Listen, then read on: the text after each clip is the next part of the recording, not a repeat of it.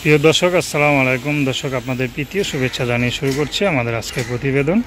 তো দর্শক, দেখতে পাচ্ছেন আমাদের সামনে এক আপু দাঁড়িয়ে আছে। আমরা তার জীবনের গল্পটা শুনবো, জানবো আপু কেন আমাদের ইউটিউবের মাঝে আসলেন, তিনি কি বলতে চান। আপু আসসালামু আলাইকুম, ওয়ালাইকুম আসসালাম।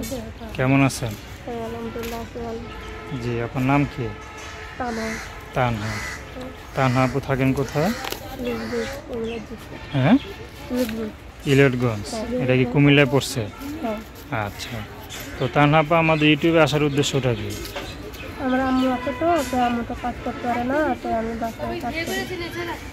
আচ্ছা, আম্মু কাজ করতে পারেন, এই জন্য আপনি কাজ করেন। হ্যাঁ, আপনার বয়স কত হবে? 18। 18। তো কি কাজ করেন? বাসা বাড়াতে বাসা বাড়িতে কাজ করেন। বাসা বাড়িতে কি কি কাজ করতে হয়? অনেক ধরনের কাজ করতে হয়, খাওয়া অনেক।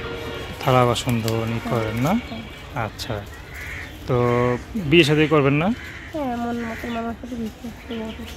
কোনো পছন্দ আছে? না, আমার পছন্দ। তো বাবা নাই? না, বাবা নাই, বাবা ছিল তো বিবাহ করে গেছে। ভাই বোন? একটা ভাই আছে। আপনার বড় না ছোট? আমি বড়।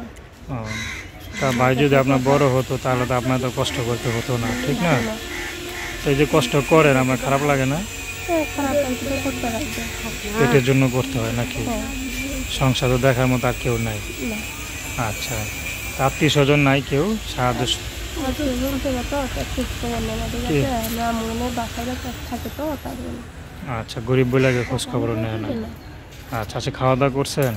হ্যাঁ, কি খাইছেন? এই নাস্তা খেয়েছিলাম, কি দাবাত খাইছেন? ডাল দিয়ে। কেন, সাথে কি মাছ মাংস ছিল না? না, গরু দিলে তো তাই খেতে পারি না। মাছও একবারে খেলে আর খেতে পারি না। মানে মাসে একবার মাছ মাংস খাইলে আর খান না? হ্যাঁ। তো দর্শক, আপনারা আপুটির কথা শুনলেন। তো নাম কি বললেন? তা না।